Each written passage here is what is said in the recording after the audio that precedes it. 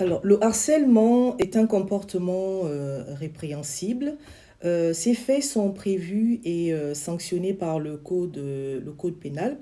Le fait de harceler une personne, en fait, si vous voulez, la définition du harcèlement, c'est le fait d'avoir un comportement inadapté, répété, qui a pour conséquence de dégrader les conditions de vie de la victime.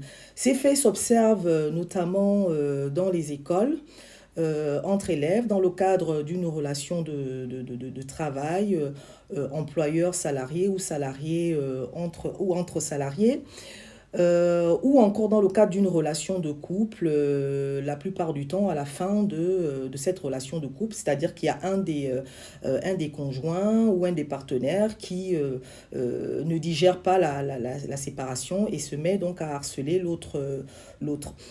Ce qu'il faut savoir, c'est que l'auteur de ce comportement, d'un harcèlement, risque la peine de prison.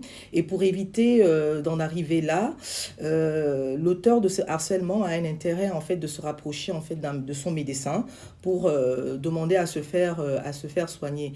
La victime, quant à elle, bénéficie donc d'une action judiciaire qui commence donc par un dépôt de plainte et à l'audience, elle pourra demander à se constituer partie civile et demander la réparation de son préjudice et surtout demander à ce qu'il soit fait interdiction à l'auteur de rentrer en contact avec elle, avec la victime, directement ou indirectement par personne interposée.